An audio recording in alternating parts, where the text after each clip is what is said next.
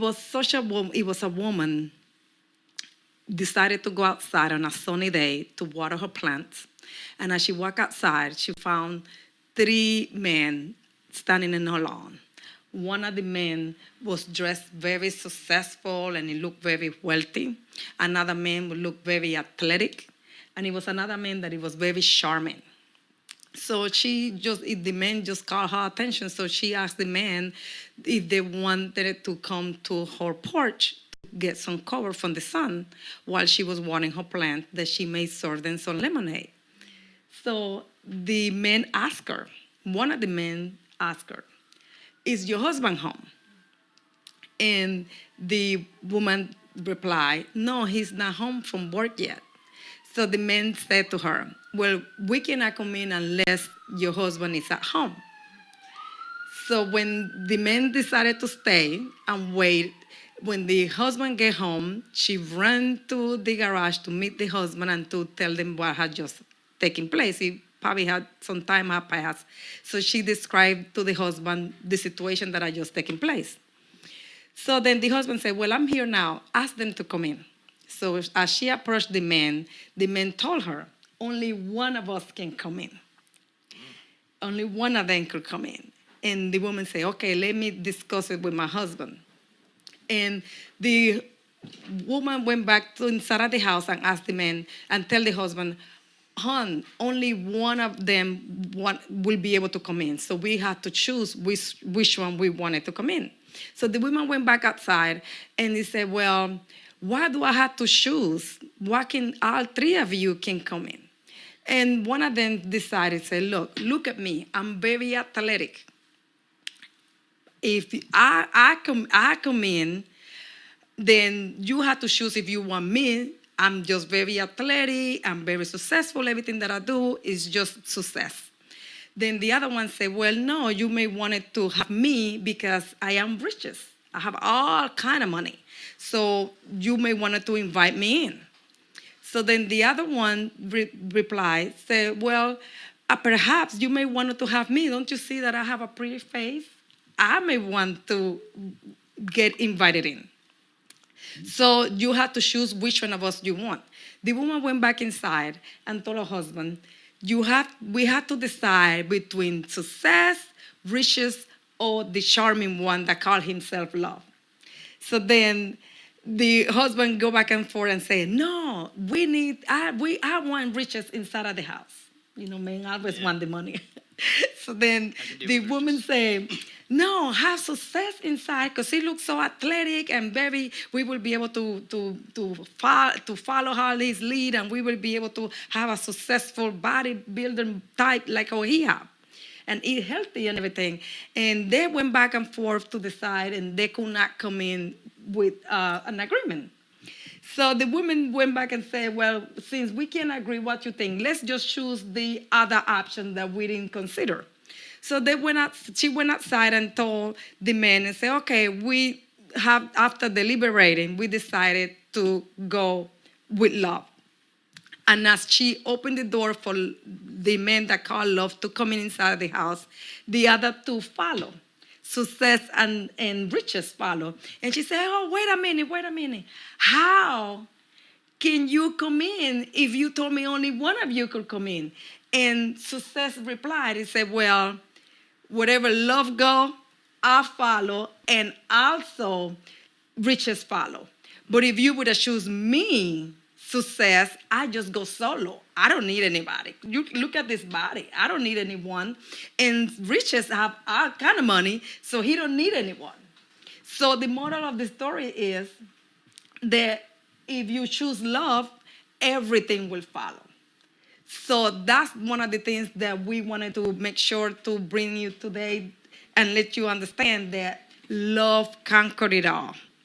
Love will always open a door for everything else to come after that. Love will be love will be able to let you decide that, hey, now we happy and we have money and we can take all this travel and we can do all this stuff because love is there. If love is not there, we don't have anything. Love will never ceases. Love never ceases. Love, let me tell you, the proof of love is the desire to give. When you give, you love. This is how love is being manifested. Even when we think about God, God loves us so much that he gave us his son to clean us from our sin, that we may be able to redeem ourselves. Love conquers fear. So I challenge you to bring back love into your home.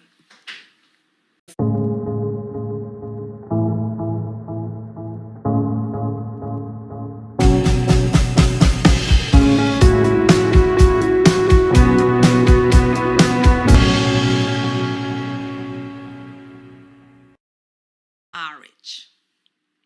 Nice. What about marriage? It's so many things. People often just wonder, okay, now I got married. What am I supposed to do now? I don't know how to just live with someone else because I've been living by myself all along and all of this stuff. So when you hear about marriage, how you describe it?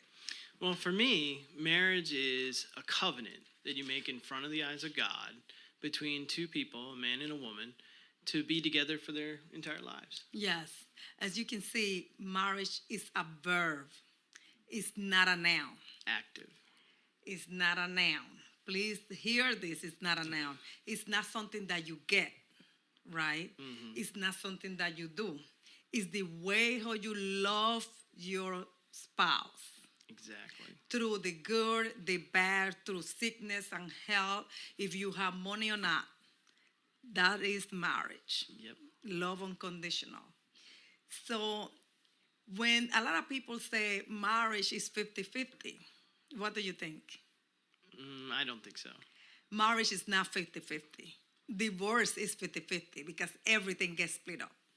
In marriage, you need to bring your 100. You need to bring 100%, both parties. The wife and the husband must bring everything they got. Exactly. So it can make it work. Yep.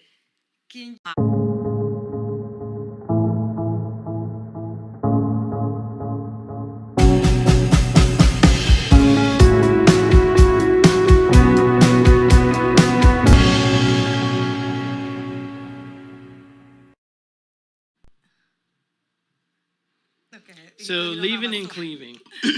To leave and cleave stresses the necessity of radical change in one's preeminent loyalty.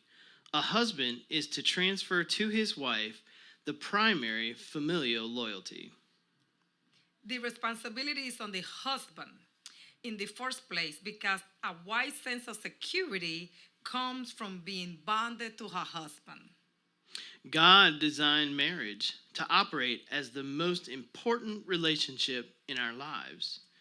Children, being a blessing from God, cannot be more important than the husband-wife relationship. And when a husband cleaves to his wife, it is more likely that his wife will find fulfillment in their marriage. So when we get the understanding of live and cleave, it is crucial for a marriage relationship. Yes. It is crucial that everyone understand the order that things should go. And now we're gonna, because a lot of time people think that marriage is about luck. That if you got a good marriage, it's just because you're lucky. They say, oh, you're lucky because you got a good marriage, you got a good wife, or you got a good husband. It's not so. A good marriage is about wisdom. Yes. It's about wisdom. You have to be able to use wisdom in your marriage. Here in this show, if you stick with us, we will save you hundreds of dollars, thousands of dollars in counseling sessions, sitting in someone's couch.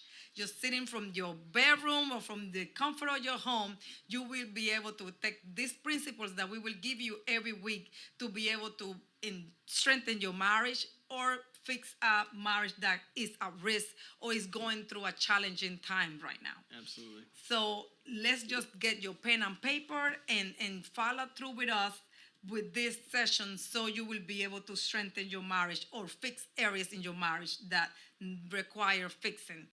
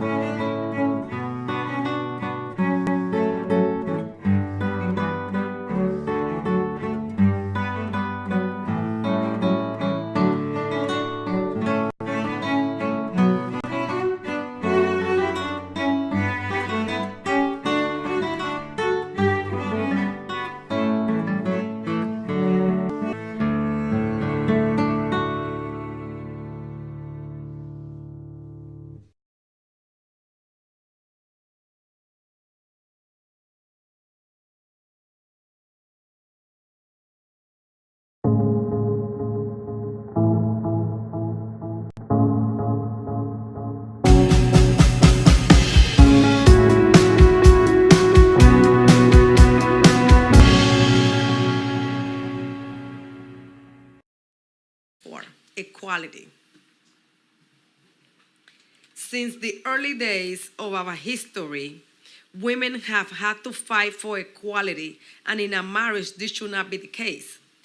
Jesus created Adam and Eve, and he never indicated that one is more powerful than the other. They need to live as equal. Wives expect the same today. Therefore, husbands should respect their wife by making sure that they do not make decisions alone. Being equal and showing respect also means that some things are expected for the wife and some things are expected from the husband. As you can see, God did not take the a bone from Adam's foot or from Adam's back. He took it from his ribs. That means that we need to be helpers, right? We need to be considered equals. And in considering equals, we need to be being able to treat each other with respect as my equal. If I consider you the same, then I'm not superior to you and I'm not below you, no matter what. No matter what background, no matter who was born first, who was born less, it doesn't have nothing to do with that. It has to do with just the way how God created each other. Also, if you can see, like I'm gonna give you an example. Like some chores is expected that the wife to do, right? It's expected that the wife will cook, will clean, will do laundry. But the husband cannot expect also that she will do all of that in addition to washing his cars, washing her car, taking the trash outside, doing cutting the grass, and shoveling snow in the wintertime. Some tasks and some chores, it's expected that it will be each other will be able to gravitate towards that because shoveling snow is more as very physical. Physical, yeah. Some wives like to do it, and some couples find a way to do it as fun. But for the most part, it's just nice and a level of equality that the wife will make sure that create a nice environment. Even if she cook or not, or if she clean or somebody else clean, perhaps a maid service or something. But even if the husband need to do the shoveling or the snow, he can pay for someone else to do it. But it's expected that should come from his end because of this physical type of work that is involved.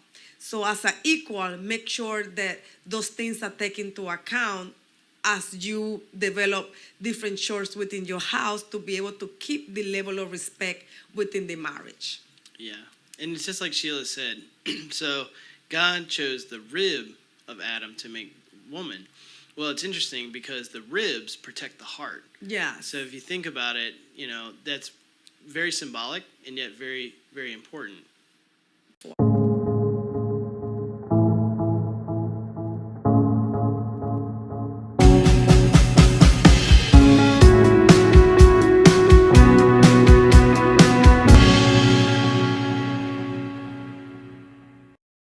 Some lesson that both couples can learn from sports.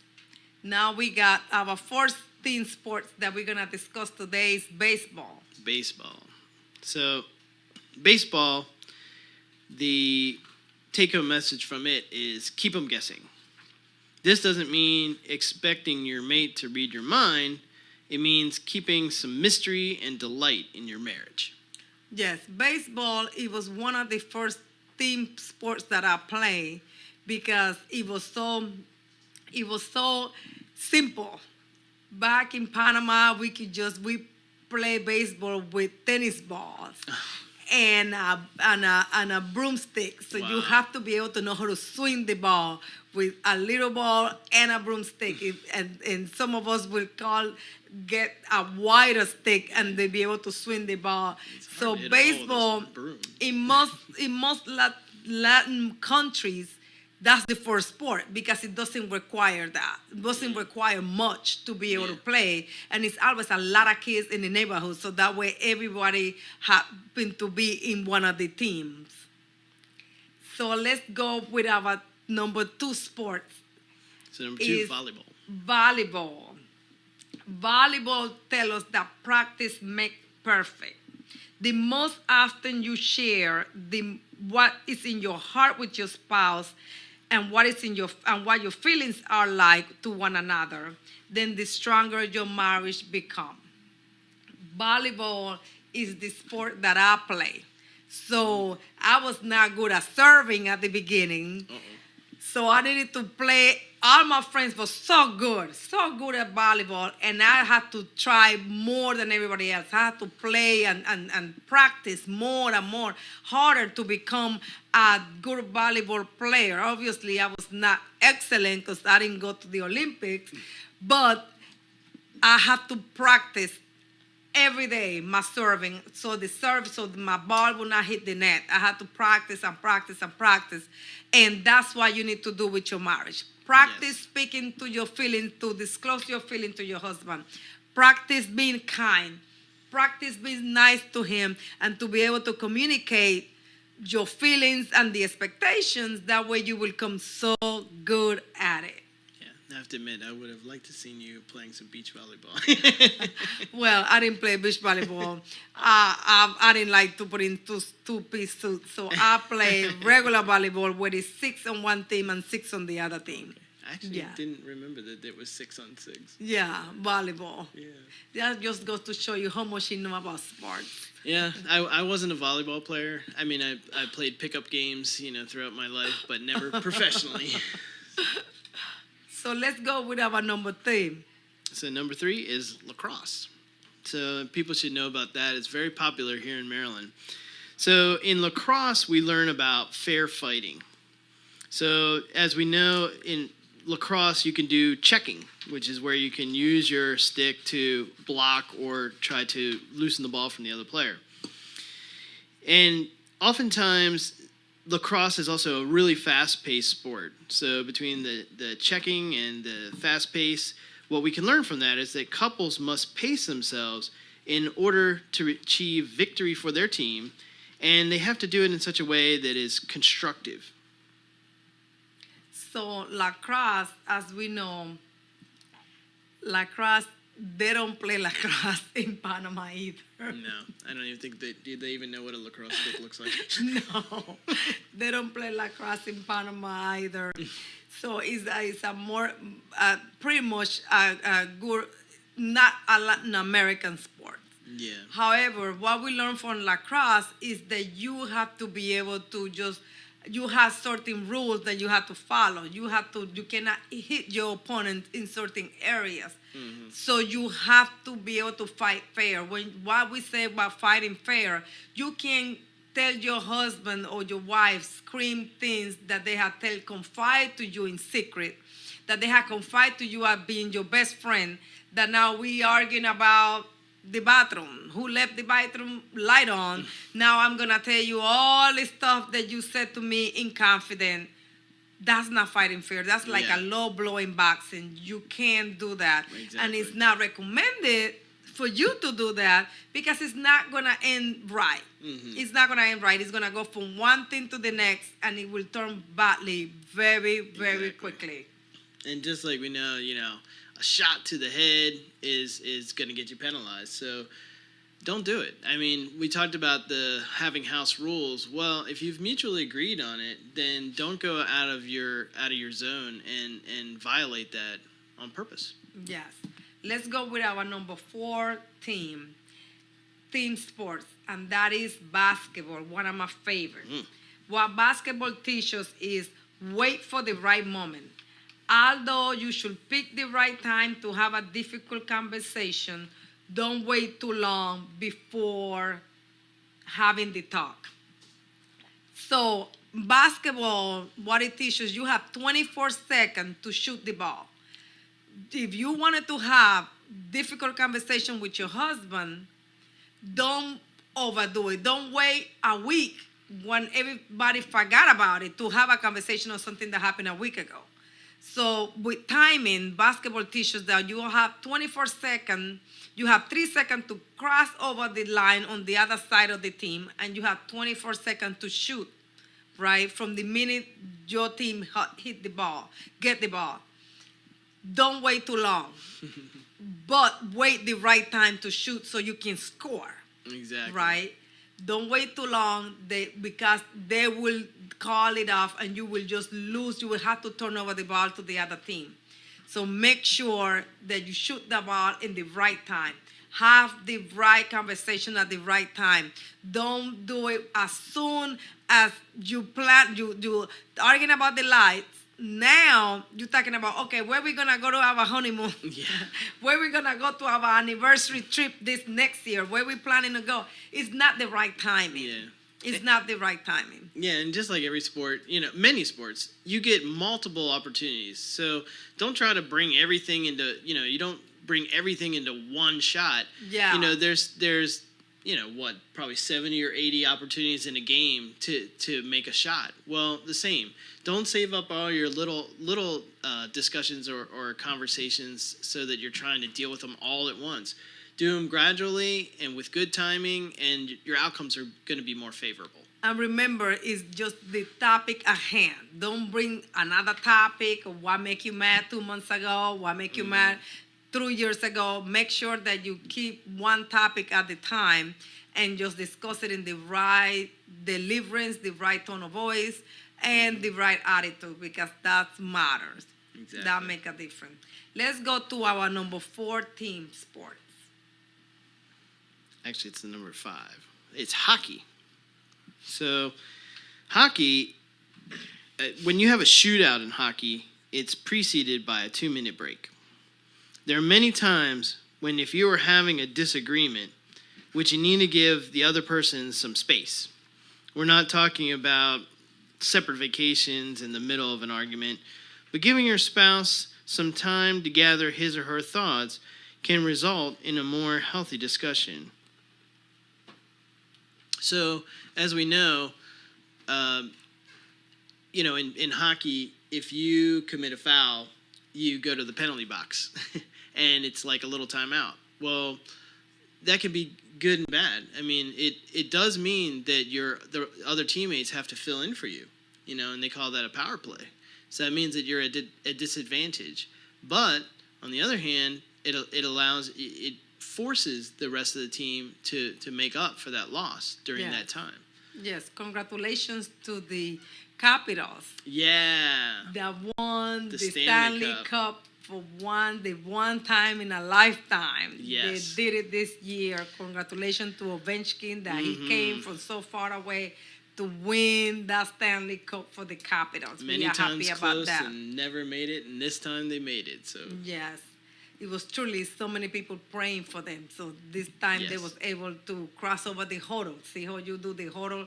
They was able to battle together to be able to win that Stanley Cup. So let's go to number 6. And number 6 sports is soccer, one of my favorites. So many folks play soccer, especially people that come from Latin American country, because we only need a ball and a lot of people, and we play soccer because it's a simple game, easy to understand, and it improves your physical fitness, and it is fun. Part of creating a successful marriage is scheduling date nights, laughing together, relaxing together, and having fun together. So in what we learn from soccer, that is a simple game, right? So in marriage, we can just be happy by doing simple things. Mm-hmm. Everything don't have to be exclusive, luxurious vacation, although I enjoy those too, but that cannot be every single day or every single month. Yeah. But you have to be able to go take a walk in the evening. Now that it's summer, you can take a nice evening walk in the park with the dogs. You can, or without the dogs, or with your husband. You can just go to the movie theater. People who say that the movie theater is too expensive, then you can go to other movie theater. They still have the matinees that you can go to, where you can get popcorn and everything at reduced price. You can just do things that don't cost money. Go to walk around in a festival. Yeah. You can just go to an event, go to church together, make it a date night to go to church, and then after that, just relax at home. Just sit in your backyard with a lemonade. Mm-hmm. Just eat watermelons, melons, grapes. Just do all the things that you enjoy together and get some satisfaction. Just walk through the city. Go see some monuments. Go to museums. Yeah. Go to a library. All of these things doesn't cost money. It's not a big budget to be able to do those activities, but it will be very rewarding at the end of the day, and just enjoy your life together. Yeah. Or grab a ball and go kick it back and forth, and you're playing soccer. And you're playing soccer. Yes. Yes. So. Number 7. Last but not least, my husband's favorite. And what my favorite is football. We're talking about American football. So in Latin America, they call football soccer. So just to clarify, in football, the object is to get the ball to the end zone more often than your opponent. So the key here is don't sabotage your marriage. In order to reach your goals as a couple, you need to work together as a team, and you're striving to make one more touchdown. Yes.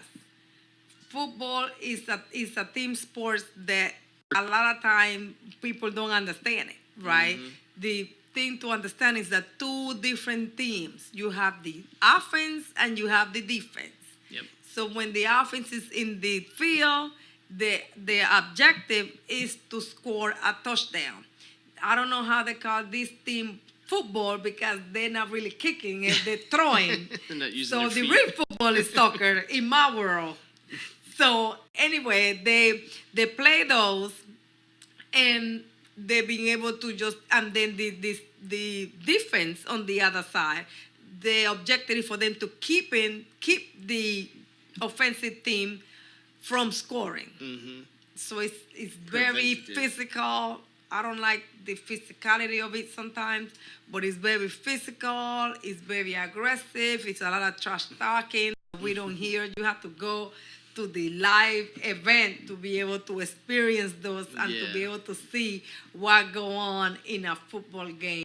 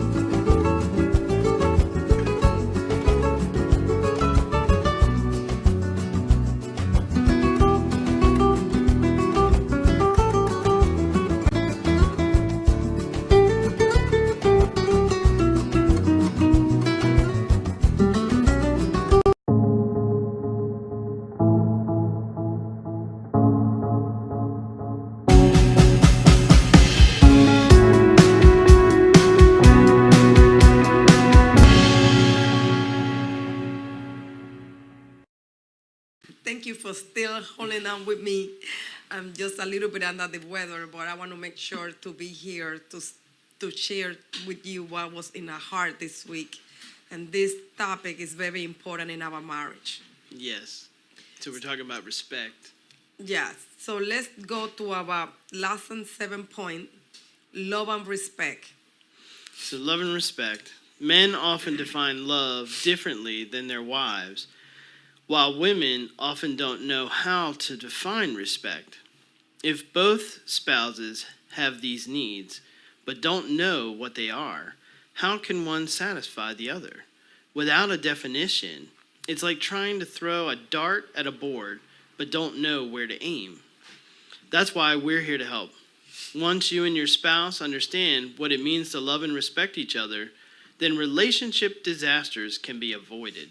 The result can be a greater love and deeper intimacy and movement towards the kind of marriage that God desires for you. Yes, love and respect. I wanted to share with you this little story. It was a young boy that used to be very disrespectful to his parents.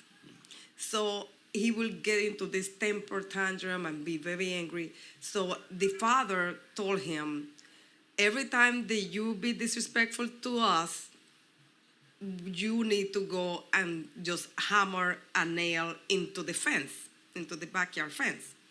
So the little boy will go and do that. So it was like a bag of nails. The whole bag ran off, and then after he was like, after he did most of the bags that ran off, he went on and tell his father, say, "Oh look, it's been a couple of weeks and I haven't had to go to the fence to put on a nail on the fence." So the father say, "Okay, so let's just wait and see if you will not be disrespectful again." So another couple of weeks went by and he wasn't disrespectful. So the father said, "Okay, every time that you are not that a day go by and you are not disrespectful or you don't get into a tension temper, go ahead and take one nail out." So every day he will take one nail out, and he continued to not have disrespectful behavior toward his parents or to any adults. Come to the point that he to remove all the nails, and he went on and he told his dad, "See, Dad, I've been so good because I was able to remove all the nails from the fence." The father turned to him and he said, "Let me show you something. Look at all the holes that you left with the nail. Do you see anything with the fence?" He said, "Yeah, the nails have holes on the fence." And the father explained to him, "Those are the damages that you have put in our heart from all the disrespectful behavior that you created." So this moral of the story is, make sure that you don't pierce your spouse's heart by being disrespectful to your wife or to your husband. Make sure that you don't create damages that it may not be reparable. And I think a lot of couples sometimes tend to go on the deep end, like we would say, because it's so much damage already been done, and they just don't have an outlet of ways to be able to repair that.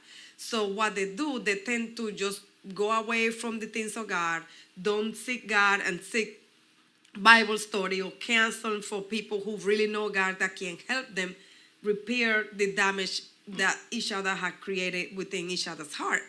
So make sure that you stay within the Word of God, that you listen to things that feed the respect within your marriage, that feed love, that will be able to encourage each other to be more closer to each other.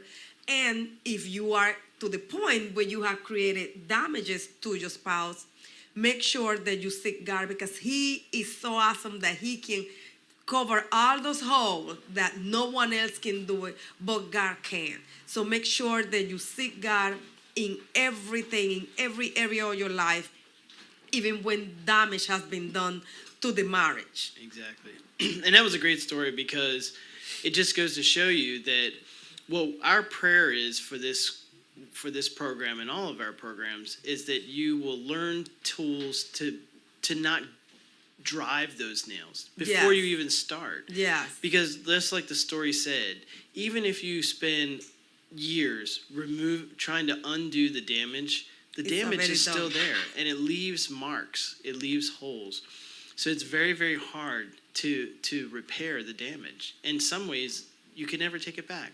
So why not just do some things that will allow you to not make those holes in the first place? Exactly.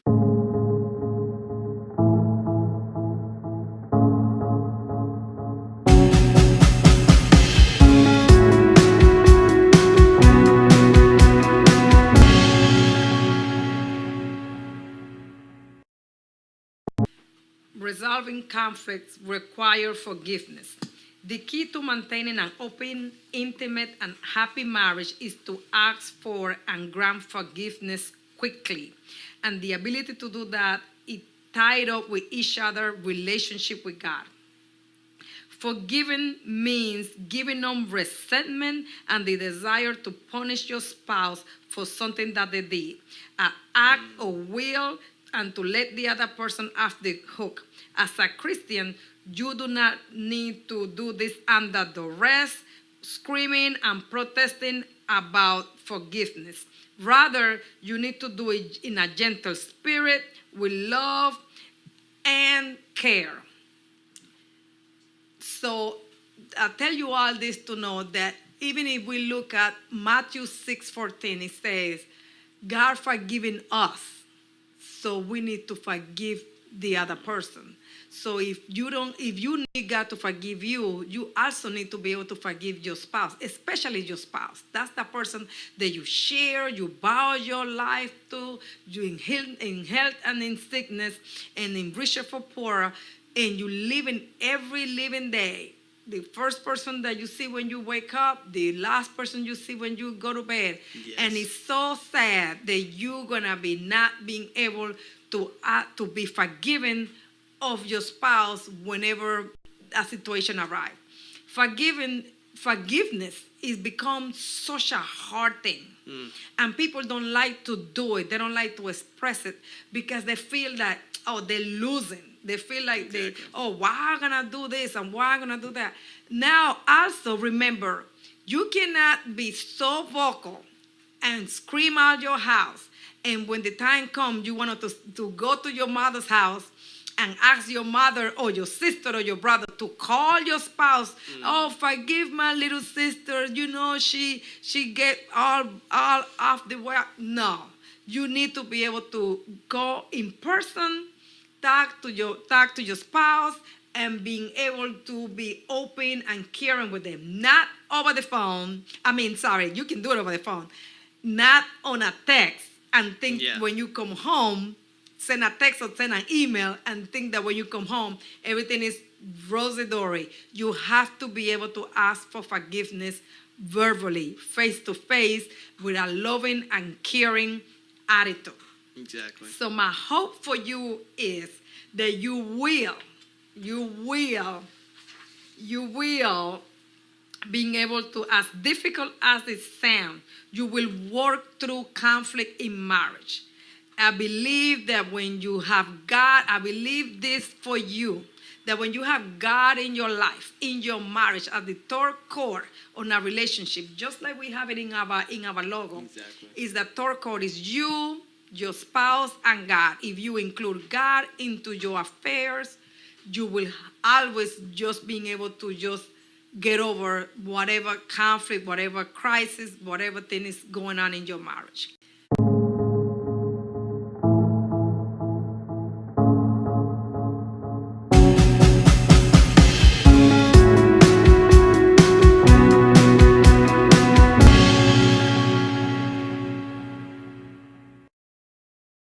Is point number 10. Have sex and lots of it. Women don't like to talk about having sex, but this is the fun part of your marriage.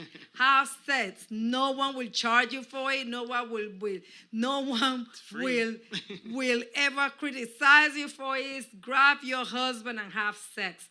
Marital intimacy is a powerful spiritual bonding agent, and consistent sex, healthy sex, connects you to your spouse in a way that no one else, nothing else can.